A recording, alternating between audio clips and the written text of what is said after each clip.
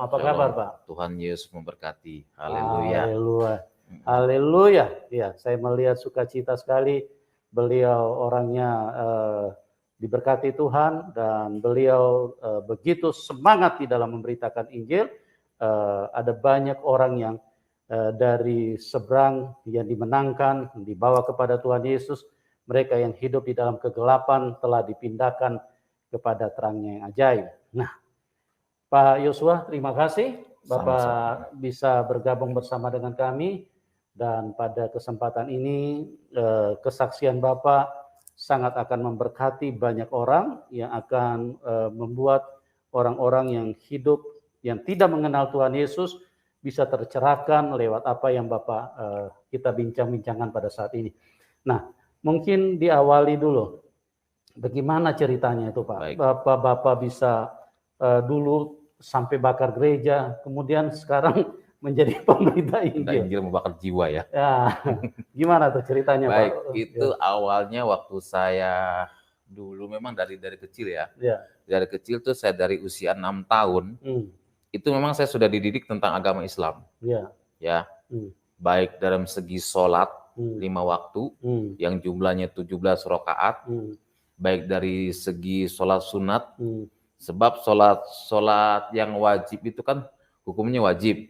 Arti daripada wajib dikerjakan dapat pahala, tidak dikerjakan berdosa, itu wajib. Dapat hukuman. Dapat hukuman menurut Al-Quran. Tapi kalau yang sunnah itu dikerjakan dapat pahala, tidak dikerjakan juga tidak masalah. Seperti sholat sunat lainnya. Nah, itu sejak kecil memang sudah ditanamkan tentang sholat.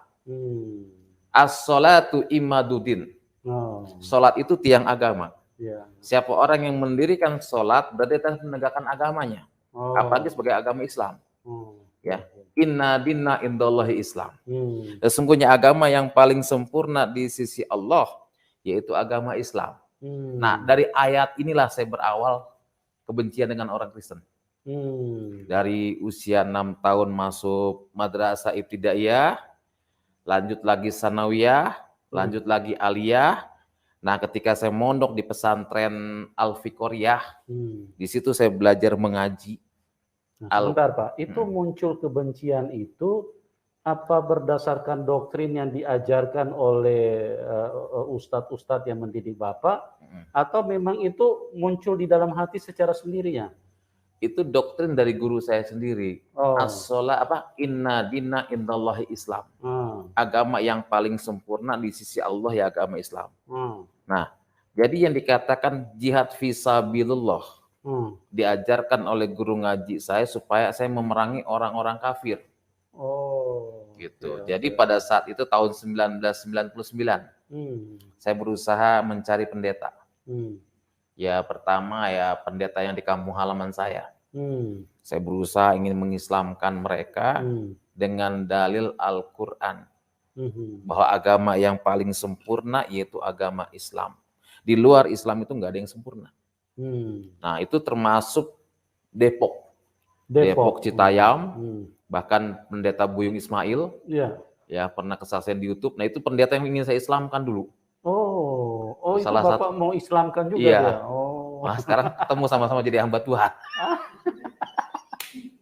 Iya Pak Buyung Ismail ingin saya islamkan dulu, cuman dia nggak mempan. Bapak stres nggak? Ya sempat stres juga waktu saya ingin mengislamkan Pak Buyung Ismail, itu kan dia kan ibadahnya di Depok, Depok lama, gerejanya kan masuk gang. Itu saya pura-pura ibadah. Nah di samping ibadah saya punya amalan supaya ini pendeta tunduk, tapi kok nggak tunduk gitu loh. Nah itu saya tuh itu ingin ngislamin pendeta. Ada beberapa pendeta yang ingin saya islamkan. Nah itu peristiwa awal mula pembakaran gereja. Terus kejadiannya bagaimana tuh Pak? Kejadian gini, kenapa saya bisa bakar gereja kan?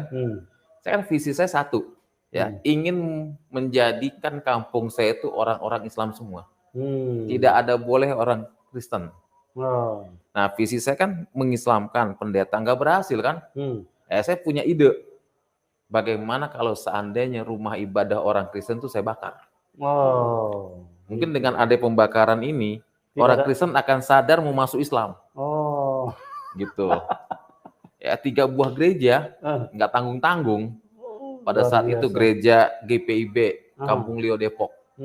Terus gereja Citayam Pak Edi Tengkano. Bahkan gereja ini sering kali ngundang saya khotbah sekarang. Ya secara manusia kan kayaknya saya berpikir Tuhan kok aneh ya. Saya bakar gereja Pak Edi Tengkano, tapi Pak Edi Tengkano sering kali ngundang saya khotbah. Iya, ketika saya jadi hamba Tuhan. Dan ini yang ketiga di Bojonggede. Iya. Dalam satu hari itu 3 gereja. Satu hari? Iya. Waduh, luar biasa. Karena saya kan punya anak murid ya kan. Kita kerahkanlah anak murid saya, kalau kamu mau jihad di jalan Allah, ayo saya bilang. Gimana cara kita bakar gereja? Supaya ada orang Kristen itu masuk Islam. Pertama pendeta.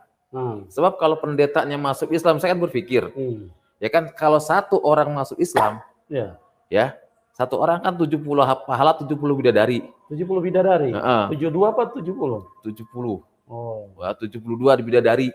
Satu orang saya Pak Yusuf masuk Islam, saya Islamin. Dan saya dapat pahala. Nah kalau anak buahnya Pak Yusuf satu gereja, berapa bidadari saya punya? Oh begitu ceritanya. Iya. Berapa bidadari saya layani coba? Bapak enggak merasa rugi nih sekarang, Bapak udah tinggalkan. Enggak merasa rugi, enggak Pak. Justru malah saya bangga meninggalkan Islam, ada keselamatan yang kekal. Oh gitu. Karena apa? Karena kalau saya pikir ya hadis ayat itu hanya angan-angan gitu loh. Masa kita bisa ngislamin orang Kristen, tahu-tahu dia masuk Islam, masa 72 bidadari? Nah kalau satu gereja 100 orang berapa bidadari coba? Oh, bisa jamu, minum jamu terus. Ya kan? Karena nggak masuk akal gitu kan? Secara manusia tuh nggak masuk akal gitu loh, Pak. Makanya saya bersyukur menerima Yesus sebagai Tuhan juru selamat saya pribadi saat ini. Gitu loh. Haleluya, luar biasa sekali. Jadi 3 gereja dibakar, luar biasa. Karena tujuan saya ingin mengislamkan pendeta. Kenapa saya bakar gereja? Saya berpikir mungkin dengan adanya saya membakar gereja akan ada orang Kristen ataupun pendeta datanglah menyerahkan diri masuk Islam. Oh, gitu. Itu saya tunggu loh. 1 minggu, 2 minggu, kok nggak ada yang datang ya? Akhirnya saya survei gereja yang saya bakar. Setiap saya survei gereja yang saya bakar, anehnya mereka nyanyi-nyanyi. Saya berpikir orang Kristen edan kali ya. Kok gereja dibakar mereka malah sukacita, malah nyanyi-nyanyi. Ya ternyata mungkin di balik pujian itu mereka berdoa kan? Ya, Tuhan kau jamah hati orang yang membakar gereja.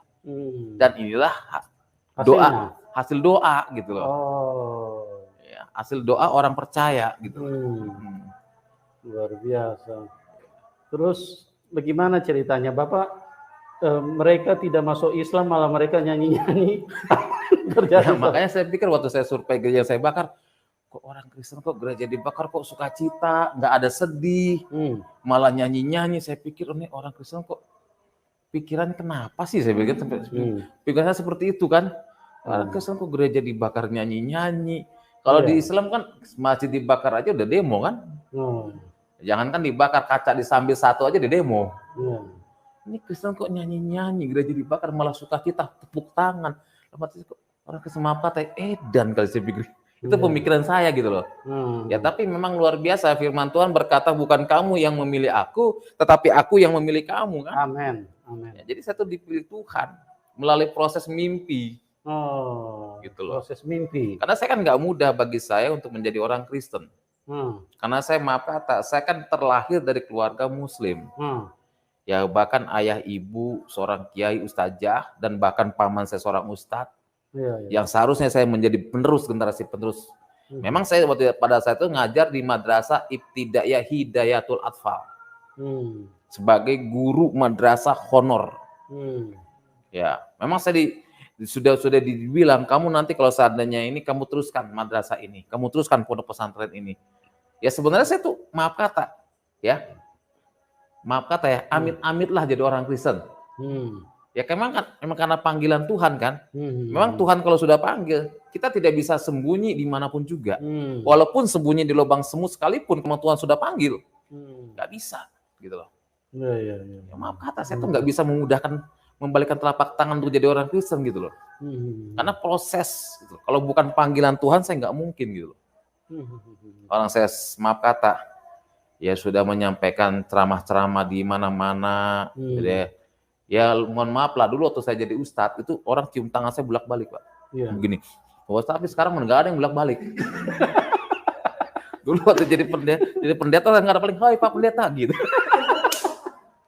Dulu jadi ustadz cium tangan bolak-balik, sering pakai minyak wangi gitu loh. Bapak tidak merasa rugi, tidak dicium? Agak.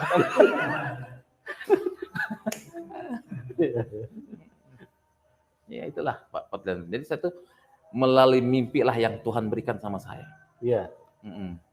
Jadi ceritanya seperti apa itu Pak? Nah, saya gini Pak. Ini kan biasanya kan kalau sholat Isya kan waktu panjang. Isya kan 4 rakaat. Nah, memang dalam Al-Quran sendiri katakan siapa orang yang tepat sholat waktu itu pahalanya luar biasa.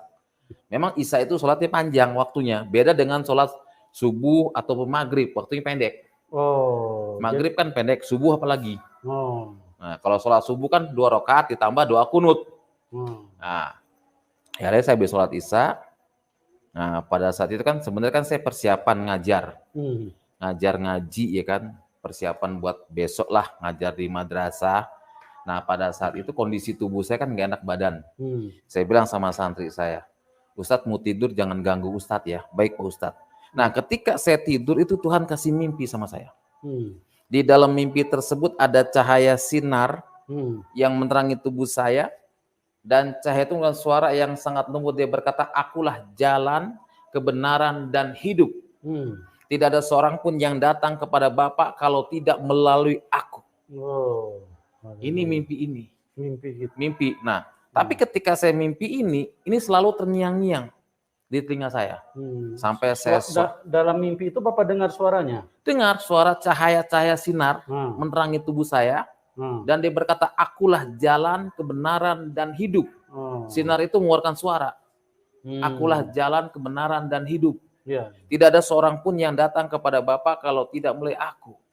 Haleluya. Dan saya terbangunkan dalam tidur saya kan. Saya merenung. Ya sudahlah, saya pikir itu mimpi biasa kan. Udahlah, saya sholat tahajud kan sunat. Saya bangun karena baca surah Al-Fatihah. Kenapa? Karena dalam sholat itu ya, yang harus dibaca ada surah Al-Fatihah pertama, nggak boleh surat lain. 7 ayat. Ya, surat Al-Fatihah saya baca dalam sholat. Nah, habis sholat tahajud langsung saya doa tidur. Nah, pas tidur pas jam 4, biasa musola subuh. Kita kan sholat subuh kan biasa jam 4. As-sholatu khairum minan naum. Itu kan panggilan sholat. Lebih baik sholat daripada tidur kan. Udah, saya sholat subuh ingin jadi imam. Itu terngiang-ngiang telinga saya. Terngiang-ngiang. Terus kayak ada yang membisiki, akulah jalan, kebenaran, dan hidup. Tidak ada seorang pun yang datang kepada Bapa kalau tidak melalui aku. Terus terngiang terus. Akhirnya saya beranikan tanya kepada paman saya. Saya bilang, Paman, abdi mau tanya naon, atau kan bahasa Sunda. Tanya naon Yasin, begini Paman. Saya pernah dikasih mimpi, saya bilang. Di dalam mimpi tersebut ada cahaya sinar yang menerangi tubuh saya.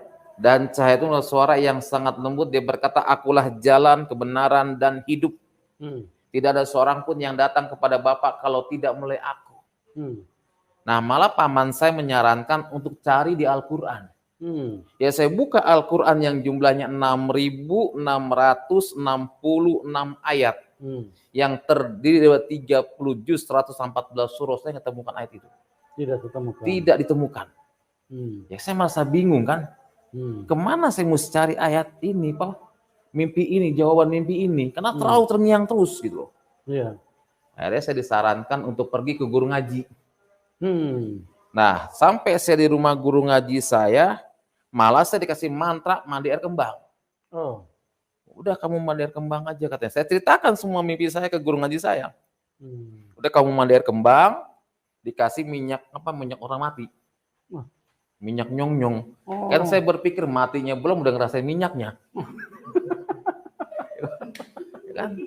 Iya, saya merasa disiramin minyak 3 botol. Kata guru ngaji saya, ini mah ngimpi dari setan katanya.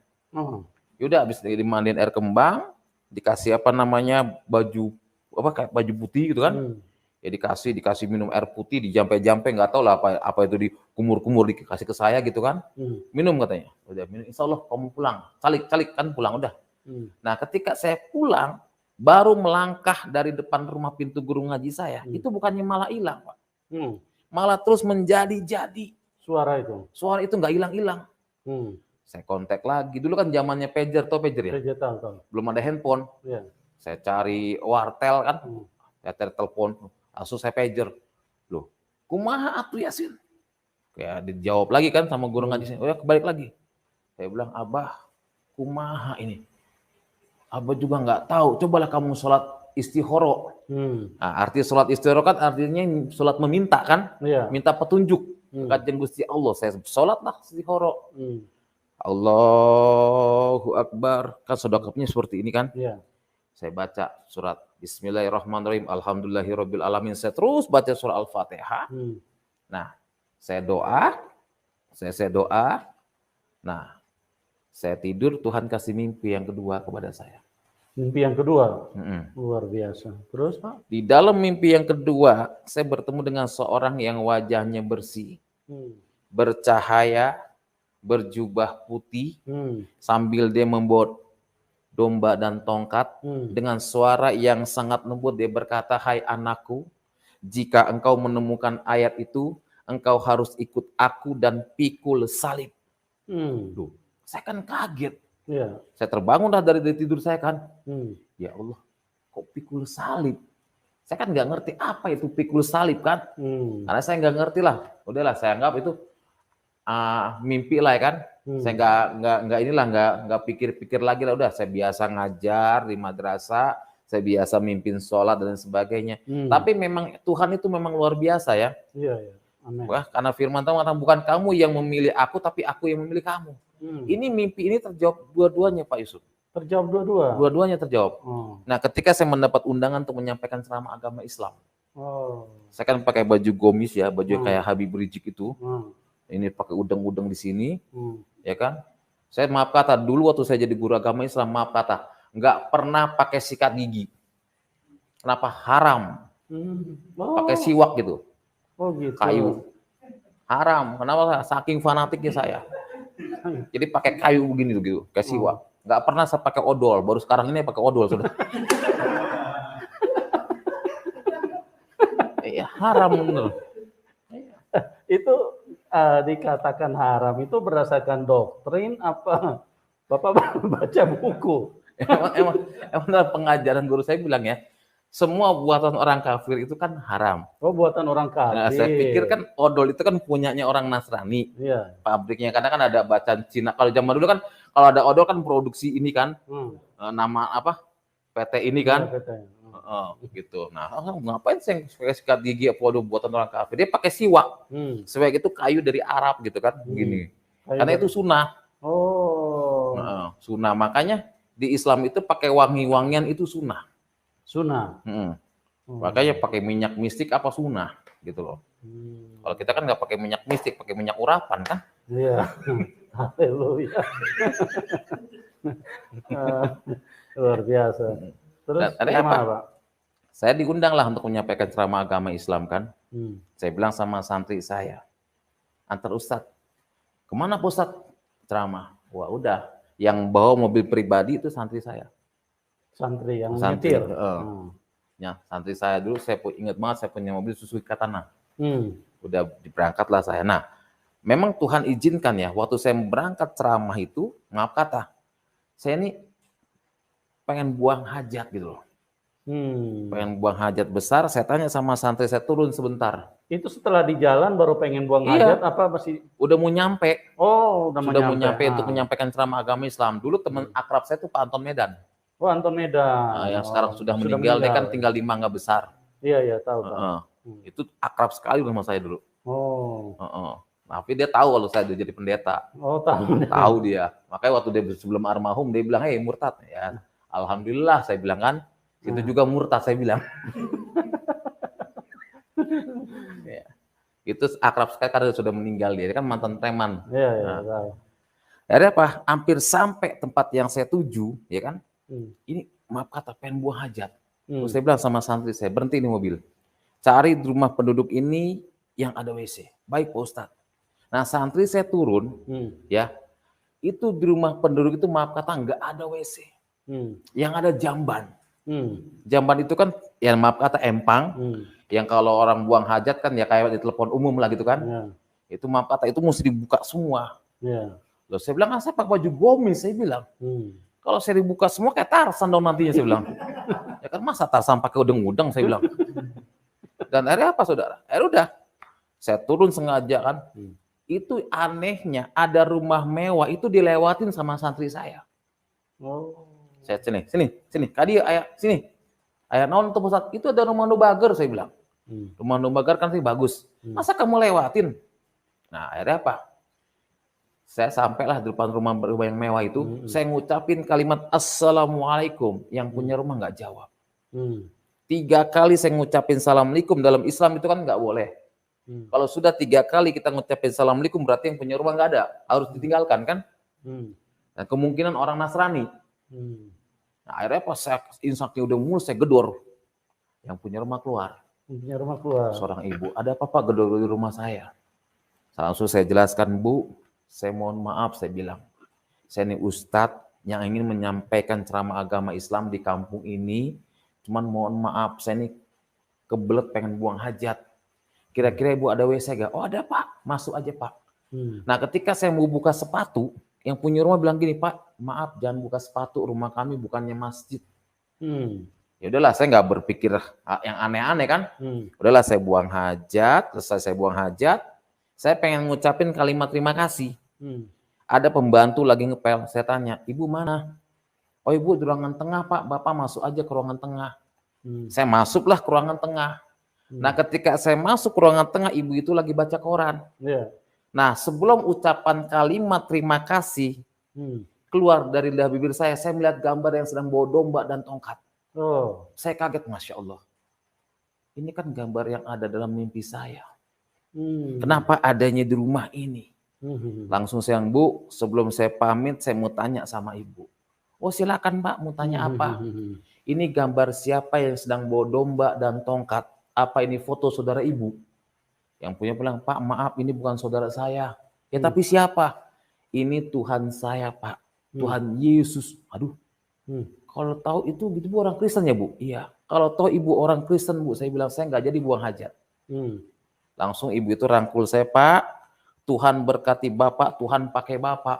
Terus saya pikir pakai apanya Tuhan? Udahlah saya nggak berpikir kan. Saya pulang, saya kontak Pak Anton Medan. Dulu kan orang yang pakai handphone kan orang-orang tertentu. Dulu zamannya Motorola yang gede. Kalau nyambit anjing benjol itu anjing, ya kan? Itu Motorola yang gede itu zaman dulu ya. Nokia pisang juga itu. Saya pakai itu keren itu zaman dulu. Kalau sekarang kan semua tukang beca aja pakai handphone Android. Zaman dulu orang yang pakai handphone orang tertentu. Ya udah saya kontak Pak Anton, saya nggak jadi ceramah. Saya bilang, loh kenapa Pak Ustaz? Saya nggak ceramah, saya mau pulang. Sepanjang perjalanan itu, ya, saya berpikir apa iya yang ada dalam mimpi saya itu Tuhannya orang Kristen. Amin, amin. Saya jadi orang Kristen, saya bilang. Masya Allah, saya nggak mau jadi orang Kristen. Langsung sampai rumah saya sholat, ya Allah, saya nggak mau jadi orang Kristen, saya bilang. Amin, amin, saya bilang. Saya nggak mau, saya bilang. Kristen itu masuk neraka, saya bilang. Saya nggak mau, ya Allah. Tapi apa yang terjadi ya, 1 bulan kemudian ya, habis sholat subuh ya, itu saya ada kerinduan ke gereja. Ada kerinduan pengen ke gereja. Saya juga bingung. Saya udah buka Al-Quran. Padahal saya habis mimpin sholat subuh dengan santri-santri saya, kok ada kerinduan menggebu-gebu. Akhirnya Pak, saya sembunyi ke gereja. Saya cari gereja. Pertama kali saya datang gereja yang saya bakar. Itu di Citayam. Saya duduk di belakang masih pakai sarung, pakai peci. Saya duduk di belakang. Nah ketika saya duduk di belakang, ada lagu yang pertama kali saya dengar apa? Roh Kudus hadir di sini, mengalir di bait suci. Itu lagu pertama kali saya kenal Tuhan. Nah habis lagu itu dinyanyikan, itu pendeta kan naik ke mimbar. Nah pendeta berkata, mari sama-sama kita buka Alkitab kita bangkit berdiri, baca bersama-sama. Apa yang dibaca? Akulah jalan, kebenaran, dan hidup. Oh haleluya. Tidak ada seorang pun yang datang kepada Bapa kalau tidak melalui aku. Amin. Nah, saya kan kaget, Masya Allah. Ini pendeta nggak salah baca Alkitab, saya bilang. Kan saya makin emosi kan. Selesai pendeta khotbah, dia menjelaskan tentang kebenaran dan keselamatan, dia undang. saya mengundang saudara yang pertama kali hadir ke gereja, maju ke depan. Kurang ajar. Ya terpaksa saya maju, karena saya merasa diri saya pertama. Dan aneh lagi didorong sama ibu-ibu, ayo Pak, maju Pak. Ya saya majulah, ketika saya maju, saya kan suruh berlutut kan. Lemah ini pendeta kurang ajar, saya bilang. Ustaz suruh berlutut, ya saya berlutut kan. Nah ketika saya berlutut, itu pendeta ya berkata, mari kita berdoa buat anak Tuhan pertama kali ke gereja. Itu jemaat pada maju semua. Mendoakan. Nah ketika didoakan, pendeta menyanyi. Mengalirlah kuasa Roh Kudus, mengalirlah di tempat ini. Makanya saya dengar lagu itu saya agak sedih. Karena itu lagu pertama saya kenal Tuhan. Nah ketika lagu itu dinyanyikan ya, saya teringat membakar gereja. Terbayang memori saya membakar gereja. Terbayang memori saya ingin mengislamkan pendeta. Saya lagu dinyanyikan, pendeta peluk saya. Dek, Tuhan berkati kamu, Tuhan pakai kamu. Berapa kalimat Tuhan pakai? Ibu yang di rumah tadi sama Pak Pendeta, tiba-tiba ada omah-omah datang. Pak, Tuhan berkati Bapak, Tuhan pakai Bapak. Berapa kali? 3 orang ngucapin hal yang sama. Haleluya. Dan akhirnya apa? Udahlah. Saya pendeta salaman, saya kan mau kabur nggak bisa kan? Kan cuma 1 pintu kan? Waduh, saya bilang gimana nih? Udah. Pendeta akhirnya saya khotbah. Pendeta salaman, dari mana? Saya bilang saya Ustadz Muhammad Yasin. Wah, dia kan kaget. Wah, ini orang yang bakar gereja gua katanya. Ya, saya sudah berpikir, udahlah saya datang ke polisi paling ini kan. Ya, tapi memang anak Tuhan tuh punya kasih ya. Sesuai dengan firman Tuhan, kejahatan tidak boleh dibahas dengan kejahatan kan? Amin. Dibahas dengan kebaikan. Amin. Pendeta itu salaman sama saya. Tuhan berkati kamu, tunggu sebentar katanya. Saya ada berkat buat kamu. Wah, saya pikir orang Kristen baik sekali ya. Baru datang ke gereja aja dikasih berkat. Haleluya. Ya kan? Ternyata betul, itu pendeta keluar kamar dia bawa kantong plastik. Dek, saya punya celana panjang buat kamu. Jadi kalau kamu ke gereja jangan pakai sarung, katanya. Kurang ajar, saya pikir. Dipikir Ustadz nggak bisa beli celana panjang. Karena memang betul saya waktu jadi Ustadz pakai celana segini yang digantung. Segini, kayak kekurangan bahan. Dan saya punya jenggot, satu jenggot itu satu jenggot satu malaikat. Sunnah itu jenggot itu. Oh gitu. Saya biara jenggot dulu sampai segini. Tapi sekarang puji Tuhan saya cukur. Kenapa? Saya nggak mau kalah dengan Tuhan Yesus. Sudah kasihan kalau saya jenggotan kan. Bisa kalah nanti Tuhan Yesus sama saya. Bapak tidak menyesal tidak ada malaikat karena jenggot sudah hilang? Saya percaya bahwa Yesus sudah menyelamatkan saya. Haleluya. Ya, sekarang puji Tuhan ya, saya tinggal di daerah Bawen ini, ya ini semua karena kemurahan Tuhan ya. Saya punya mertua juga Muslim, ya, keluarga kami juga Muslim, dan inilah pastori kami dan sebelah kami juga ada musola. Sebelah pastori juga ada musola. Ya itu semua karena kemurahan Tuhan. Ya. Nah, bagaimana ceritanya? Lanjut dulu Pak. Itu Bapak lihat itu pendeta mendoakan, terus bagaimana Bapak respon selanjutnya sampai memutuskan untuk jadi? Awalnya sih nggak memutuskan, nggak.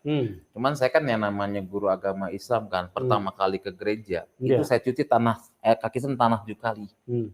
Air 7 kali. Tanahnya bukan tanah sembarangan, tapi tanah yang ada di dalam. Dicuci.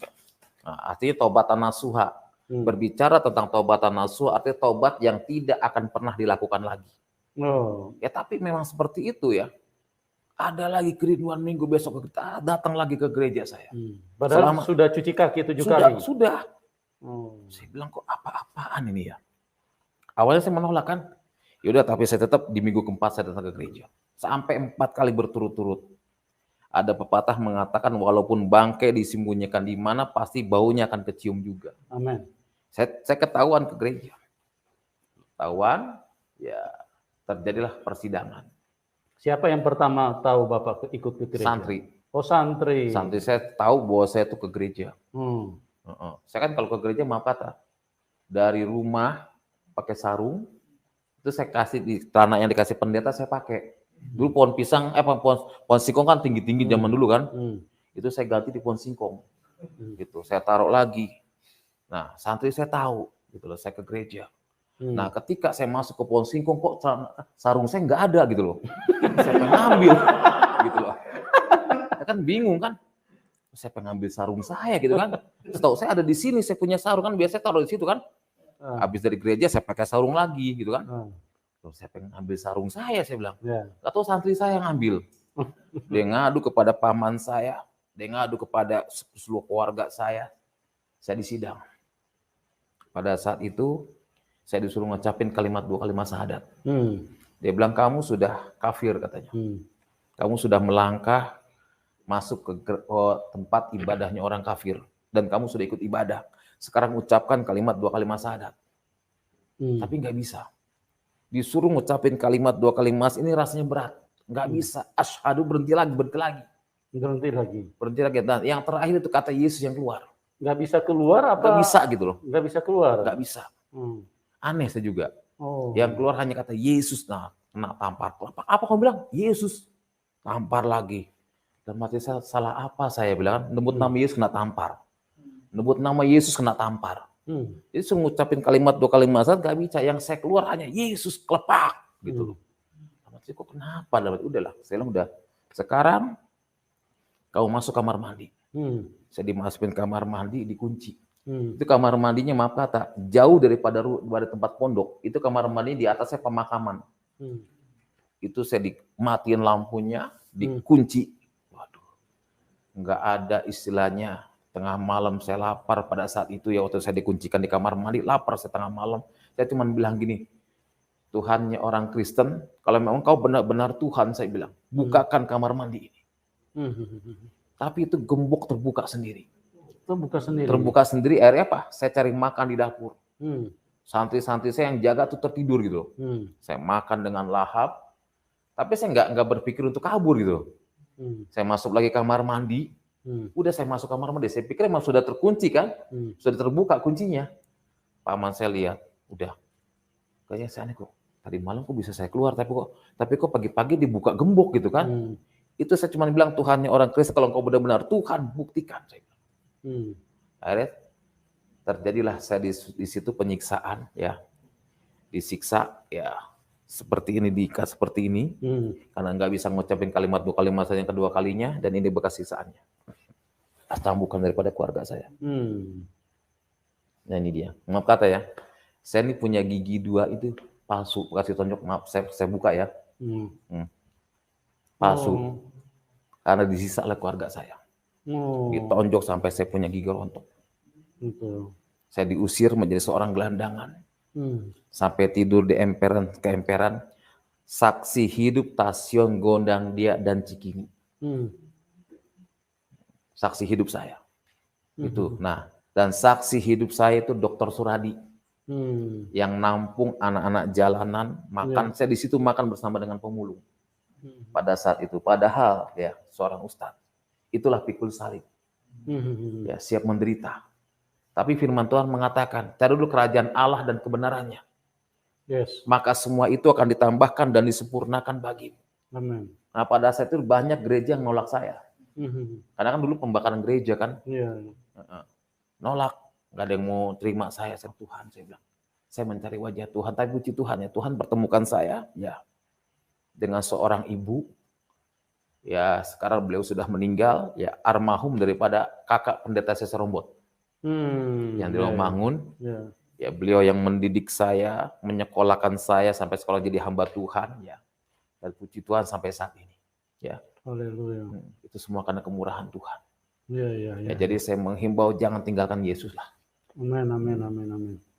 Ya, itu satu kisah yang luar biasa yang dialami oleh Bapak Yasin, bagaimana perjalanan yang sepertinya irasional, sesuatu yang bertolak belakang dengan logika kita, karena beliau ini bukan hanya dari orang yang beragama, tapi dia adalah pendidik orang di dalam agama. Dia adalah seorang tokoh yang benar-benar berjuang, bekerja keras untuk apa yang dia imani sebelumnya. Tetapi itulah yang terjadi, bahwa tidak mudah, bahkan tidak mungkin manusia bisa mempercayai Tuhan Yesus dengan kondisi seperti itu. Dengan latar belakang yang begitu ketat, begitu kuat, tidak mungkin, ya. Tapi itulah kuasa Tuhan tidak bisa dibatasi. dijamah Tuhan, Tuhan memberikan mimpi, memberikan pernyataan, kejadian-kejadian yang supranatural terjadi seperti numpang ke toilet, dan itulah cara Tuhan untuk menyelamatkan seorang Muhammad Yasin pada waktu itu.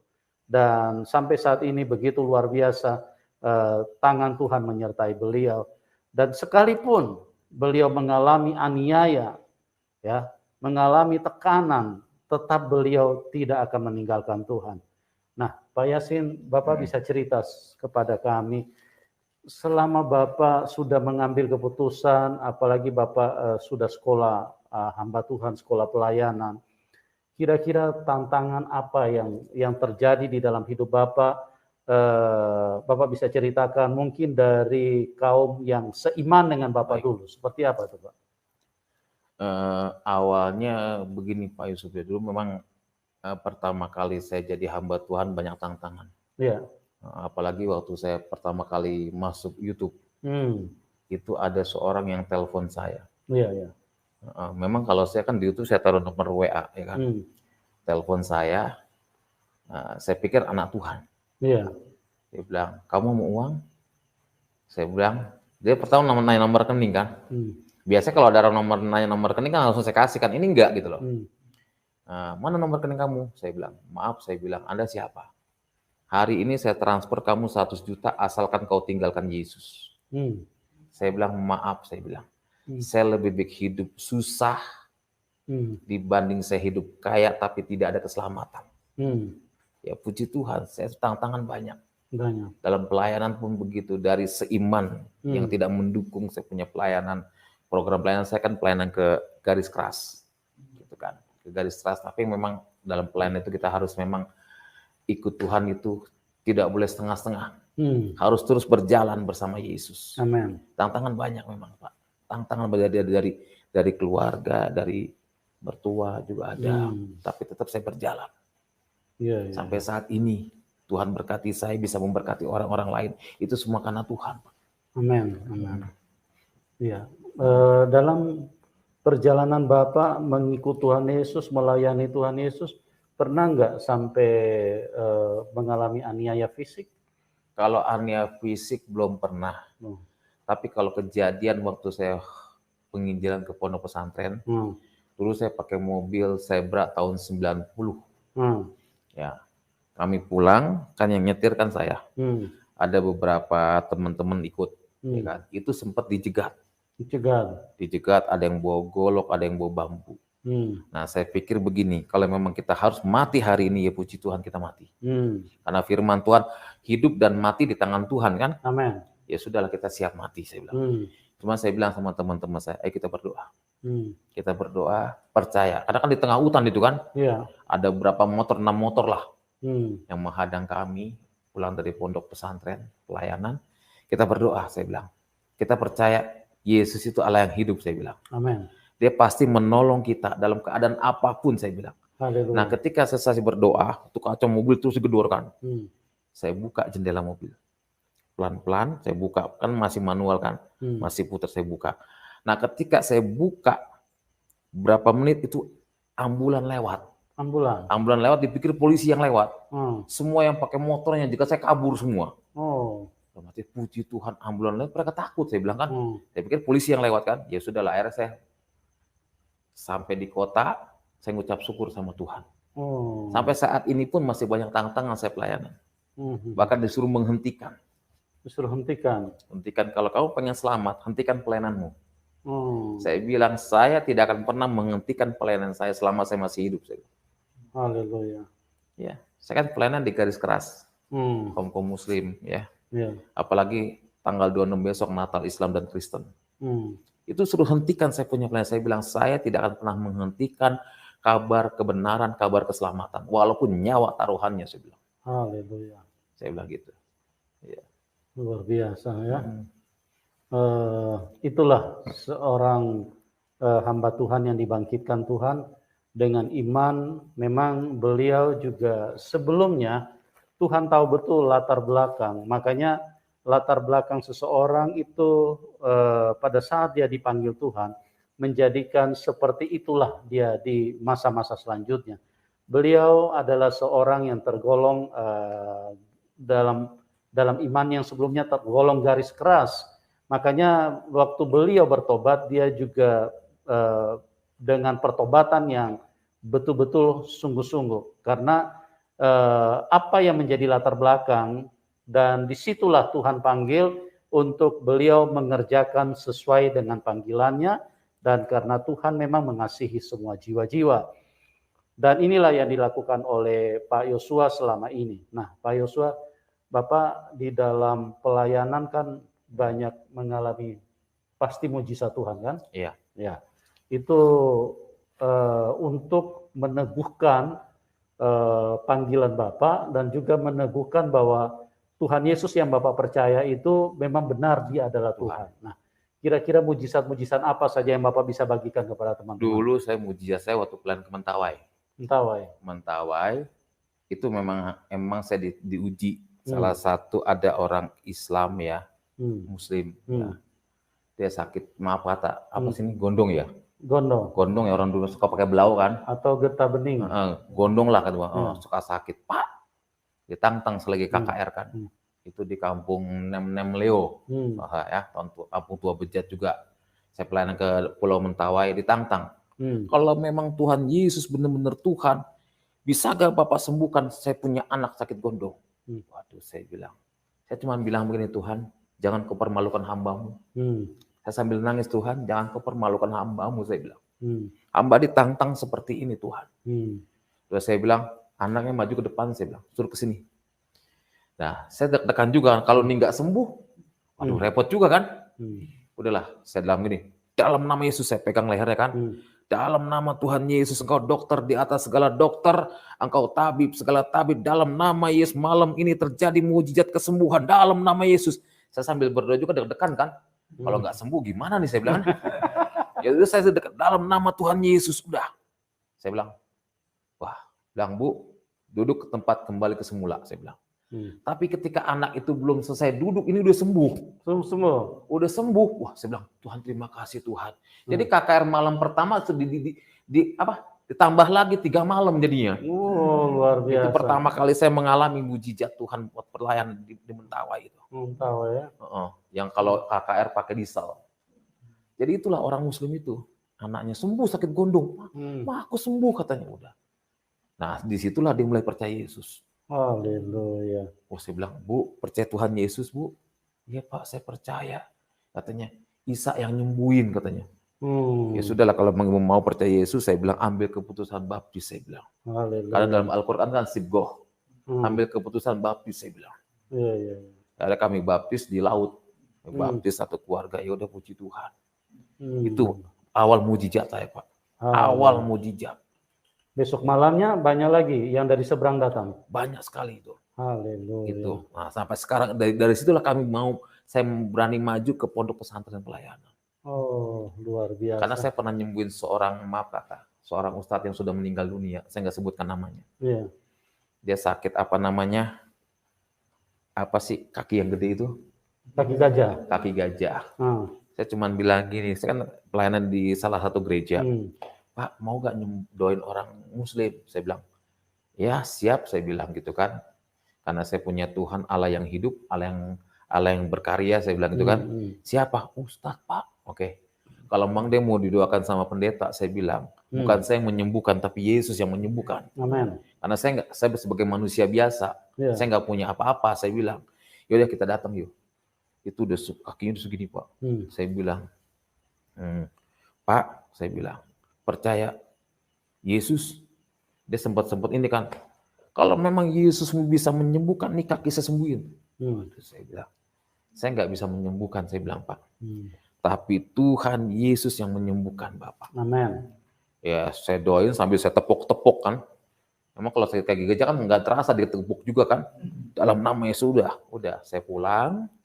Besok malamnya saya didatengin sama keluarga. Jangan-jangan ada apa nih kan? Tengah malam jam 12 malam. Diketok ke rumah jemaat. Saya kan ngedip tempat jemaat ya. Pak, bahasa Jawanya matur nuwun kan ya. Terima kasih katanya. Kenapa Pak Ustadz sembuh? Dia ngeluarin maaf kata apa? nanah banyak saya sembuh katanya. Oh, berarti terima kasih Tuhan di situ.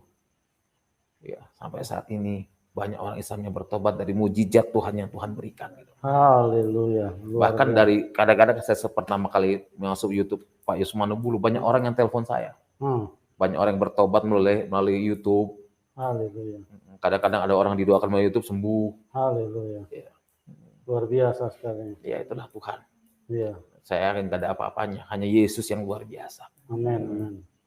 Tuhan luar biasa. Itulah seperti yang saya katakan bahwa ini firman Tuhan. Semua yang tertulis di dalam ini, dalam dalam Alkitab ini adalah firman yang dibukukan. Sebab itu perlu sekali untuk kita mengenal firman. Perlu sekali untuk kita mengenal Tuhan yang benar. Karena ingat teman-teman, Tuhan yang benar itu hanya satu. Tuhan yang benar itu tidak ada duanya. Kebenaran itu juga hanya satu, tidak mungkin ada dua kebenaran. Dan firman Tuhan itu hanya satu. Dan gampang sekali untuk membuktikannya, yang mana untuk membuktikan yang asli dan yang palsu. Ya, biasanya firman yang muncul duluan itu yang asli. Ya, kalau yang belakangan, itu biasanya palsu. Kita lihat dari uang saja. Kenapa ada uang palsu? Karena ada uang yang asli. Dan yang asli itu pasti muncul pertama. Oleh sebab itu, dan untuk mengenalinya lebih simpel lagi. Mengenalinya dari pengajaran yang diberikan oleh Tuhan Yesus, itu sangat mudah. Kita tidak usah bicara kuasanya. Kita tidak usah bicara kasihnya. Kita dari firman-Nya, sangat simpel. Tuhan Yesus berkata, berdoalah buat musuh-musuhmu. Mintalah berkat buat mereka. Tidak ada manusia yang sanggup berbicara seperti ini. Kalau manusia pasti akan jauhi musuh-musuhmu. Kalau perlu hajar mereka. Kalau perlu bunuh mereka. Karena apa? Karena manusia dirasuk sama setan. Dikuasai sama setan. Itu sebabnya kalau manusia hidup di dalam kebencian, manusia hidup di dalam amarah, manusia suka membunuh, menghalalkan darah orang, itu dari setan, teman. Setan yang mengajarkan manusia untuk saling membenci, saling menghabisi, saling membuat menderita satu dengan yang lain. Tapi Tuhan Yesus, Dia mengajarkan, amin, kasihi musuhmu, berdoalah buat mereka. Amin. Jika kamu ditampar pipi kanan, berikan juga pipi kirimu. Di mana kita mau menemukan manusia sanggup mengajarkan seperti ini? Tidak mungkin. Dan ini tidak ada yang bisa bantah, ini adalah firman. Karena satu identitas dari Tuhan, hakikat Tuhan itu sangat sempurna, satu tidak bisa dibantah. Hakikatnya adalah kasih. Kalau Dia berkata, jika kamu ditampar pipi kanan, berikan pipi kiri. Siapa Dia? Dia adalah Tuhan yang mengasihi semua manusia. Dia menginginkan semua manusia selamat. Itu sebabnya Tuhan Yesus mengajarkan untuk kita punya istri hanya satu. Kenapa? Karena Dia tidak mau kita saling menyakiti. Kalau punya istri dua, bisa ribut.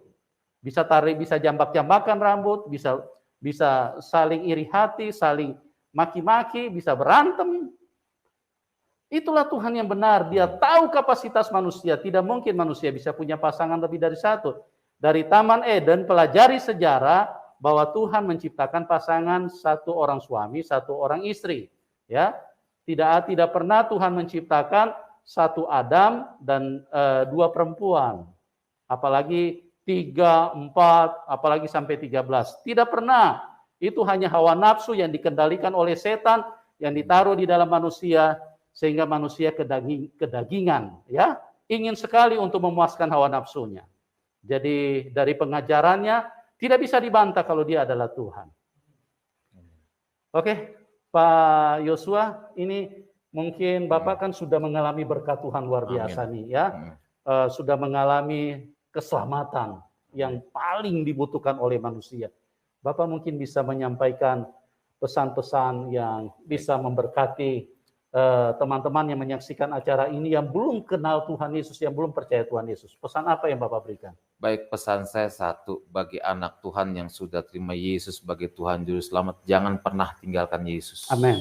Karena keselamatan hanya ada satu di dalam Yesus. Yes. Di dalam Alkitab mengatakan, mengaku dengan mulutmu Dengan senap hatimu maka engkau diselamatkan. Tidak pakai kata insya Allah. Amin. Tidak pakai kata mudah-mudahan. Amin. Keselamatan hanya ada satu di dalam Yesus Kristus. Amin. Maka dari itu bagi saudaraku yang dikasih dalam Tuhan, mereka yang belum mengenal Tuhan, mari saat pada malam hari ambil keputusan. Yes. Menerima Yesus sebagai Tuhan Juru Selamat pribadi. Jangan pernah takut.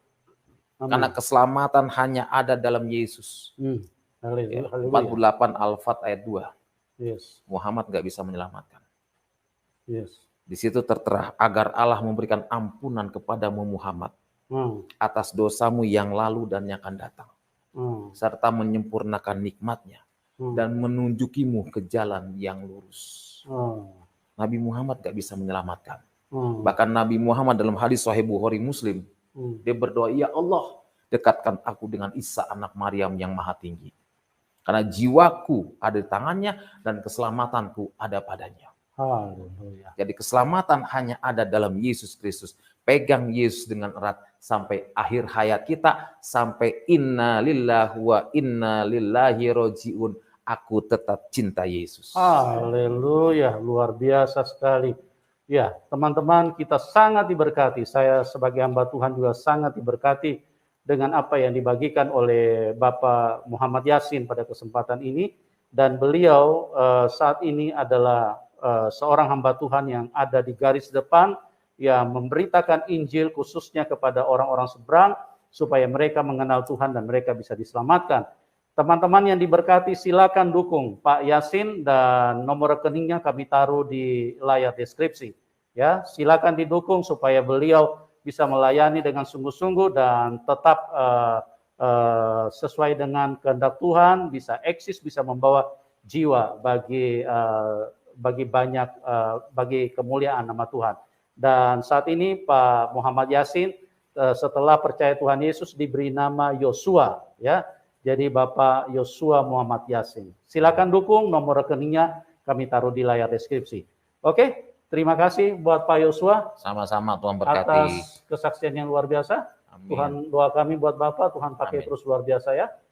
Oke, buat teman-teman juga doa kami buat Anda semua supaya Anda selalu ada di dalam kemurahan Tuhan, dan kiranya kasih karunia Tuhan menyentuh hidupmu dan memberkati hidup kita semua. Dan kita akan berjumpa di program selanjutnya, dan salam kemenangan buat kita semua. Amin.